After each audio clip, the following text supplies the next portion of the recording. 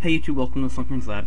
Today I have a UU battle on Pokemon Showdown, and the team I'm using is just my Crocodile team that I have showcased on this channel before, just based around Crocodile coming in late game and finishing up with EQ or Crunch or whatever.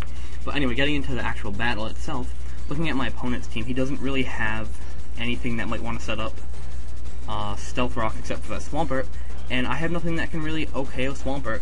And he also doesn't have a spinner, so with all those things in mind, I figured that my best bet would be to lead off with my Frostlass. There we go, I couldn't think of the name. Best to lead with my Frostlass, just because I can get up at least a layer or two of spikes, and, you know, go from there. Unfortunately for me, he makes a good play and leads with his Ditto, and because I know my own Frostlass set, I know that I can taunt it, and possibly cause it some serious pain. However, he's Scarfed, obviously, and he taunts me first. So I'm forced to switch out, and I decided to switch out into my Mienshao just because the switch into his own Swampert is pretty obvious. And when he brings in the Swampert, I decided to go for the Fake Out. I figured that I can get a little bit of damage off and possibly OKO with a high jump kick, depending on what type of Swampert he is. But he ends up switching into his Arcanine, he gets the Intimidate off, and I really can't do anything to him. So I decided to just switch straight out into my Dusclops, and he brings out his Swampert on a double switch, probably predicting that. I am able to set up a substitute on the switch though, or I am able to set up a substitute while he sets up his rocks, and then I will whip his Swampert, and obviously he just roars me straight out, which is kind of a waste of a sub. I don't know why I went for the sub there, but you know, whatever, it's not really a big deal. I did get his Swampert burned, so that's pretty good on my part, because the Swampert isn't really going to be able to touch anything. And obviously, he roars me out into my Raikou. I can't stay in because the obvious Earthquake is obvious, so I switch out into my Dusclops as he switches into his Arcanine. Now, I didn't really know at the time that his Arcanine was so defensive as I can see it is now, because it has Toxic, it has Morning Sun, and honestly, I can't touch it with my Dusclops whatsoever. So what I actually decided to do was just wear it down with Pain Split and combination of Pain Split and Seismic Toss. And the thing is that his Toxic that he Toxic'd me with is actually going to come back to bite him in the ass, because every turn I'm losing health, which means that every turn I'm able to go be at a lower health than him and go for the Pain Split. So, and because he's faster than me and he has Morning Sun, he's basically just wasting turns here, because as long as he keeps using Morning Sun, Toxic will never kill me. And he does actually decide to go for Morning Sun, I believe 2 or 3 more times. And I'm just basically sitting here going for Pain Split and Seismic Tosses when it's appropriate, just to try and wear him down. And my goal is pretty much to force him to kill me. And wow, I just had like, my brain is just not working. My goal is to force him to kill me or let myself die to Toxic while he's at low health. Like right now, he's only at 35% health, and I can bring in my Crocodile and kill him off with a Stone Edge. Well, actually with an EQ, but because the switch to his Haunch Crow is obvious, I decided to go for the Stone Edge. I end up missing, and this isn't the last of the hacks in this battle, trust me.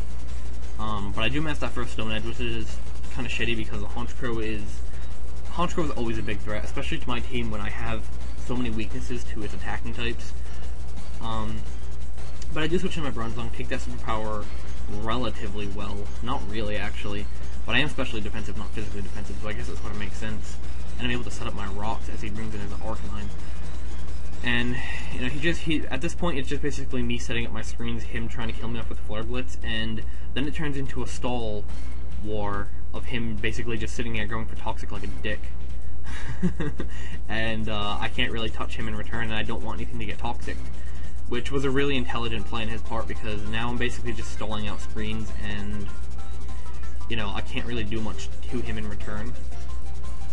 Since these last few battles with this team, I have changed this Bronzong around a bit. I'm pretty sure I put Earthquake in the place of Gyro Ball because you know, I really don't want this situation to replay itself, because at this point he's already wasted, I believe, 4 or 5 turns of my screens, and I'm forced to switch out into my Mienshao. And because I decided to switch out into my Mienshao just because it has the Regenerator, therefore it can kind of negate the Toxic damage, opposed to everything else on my team, which really doesn't want to be Toxic whatsoever. And then I go straight for the Stone Edge, obviously predicting his switch to something that might resist fighting or something, I don't know. Probably to his Mew, that's probably why I went for the Stone Edge, and then able to just kill off his Swampert with a high jump kick, which is nice because Swampert is a relatively decent offensive threat.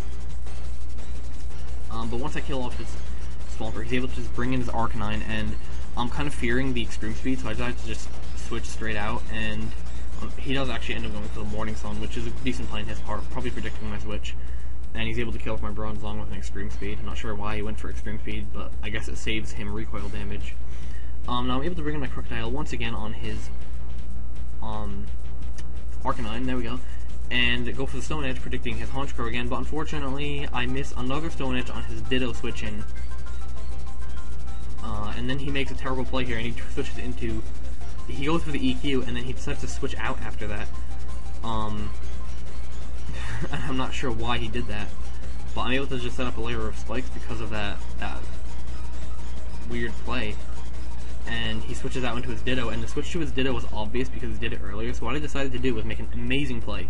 Go for the taunt, and now knowing for a fact that my only move is Ice Beam, I know that I can set up another layer of spikes on his face, and then I get the awesome hacks of Cursed Body, and his only attacking move is disabled that he's probably locked into. So this gives me the opportunity to set up another layer of spikes. However, the switch to his Mew, which I assumed at this point to be baton passing, was extremely obvious, so I went for the taunt yet again, making those awesome predictions with taunt, and his only attacking move apparently is Aura Sphere. So I'm able to literally set up all 3 layers of spikes, go for a substitute, and basically just kill him off with an Ice Beam on the next turn. I do end up getting a critical hit, however it's kind of irrelevant because his only attacking move was Aura Sphere, and he still had another turn on his taunt anyway, so he would have ended up dead regardless. Then he brings in his Honchkrow to revenge kill my substitute, basically, and I'm able to take that out with an Ice Beam as well. So at this point, Frostlass is doing a lot of work. I mean, the fact that it set up all of its hazards and it was able to kill off 2 Pokemon is just amazing. But he does end up bringing his Arcanine in, and I'm basically just going to fodder off my Frostlass here and get the taunt off. And the reason why I decided to go for taunt opposed to Ice Beam and get damage off or something is because by going for taunt, I make it so that he cannot go for Morning Sun, which makes me able to go into my Crocodile and hit anything as hard as possible with, you know, my move of choice, which in this case is Stone Edge. I don't know, I should have went for Crunch, realistically, but, you know, past is the past. And I do get a crit on the Shaman, which it did matter because the Shaman could have lived the second, could live the second Stone Edge. However, considering the fact that I have already missed 2 Stone Edges this game, I'm pretty sure that that crit really didn't make a difference. You know, if the hacks had balanced out and there was no hacks at all, that crit would have not done anything whatsoever. Because his whole team would have basically been dead to Stone Edges at this point. But, you know, obviously I'm exaggerating, but, you know, I just feel like the hacks kind of balanced out with that crit and the misses earlier. And I'm able to just basically clean up the rest of his team with the Stone Edge. I know I missed a little bit of that, that narration, but I actually went for the Stone Edge on his Crocodile, on his Ditto, which was, you know, turned into my Crocodile. I won the speed tie, which is great. And, you know, obviously then he brought in his Arcanine, which really couldn't take anything. And I ended up missing the Stone Edge and killing it off with the second Stone Edge. Even after the Morning Sun, he still couldn't live it. So, yeah, that's that. This was a 46-turn battle, and I know, you know, it looks like a 3-0. You know, it looks like a pretty, you know, easy battle. It looked like I might have had a pretty easy battle this time around, considering that I had 3 Pokemon at pretty much full health. However, the reason why this battle ended up being so easy is because I made some great taunt predictions towards the end of the game there. And if that wasn't the case, I'm pretty sure this battle would have came down to the wire, if I would have even won at that, because I know I couldn't have done anything to that Shaman whatsoever. So, you know, a little bit of luck, a little bit of hacks, and a little bit of good predictions ended up winning this battle for me in a way that it looked a lot easier than it actually was. But, anyway, I think I'm pretty much done rambling now. Thank you for watching the video. I hope you enjoyed. If you did enjoy, feel free to leave a like and a comment, and subscribe if you want to see more of my videos in the future. Once again, thanks for watching, and I will see you next time.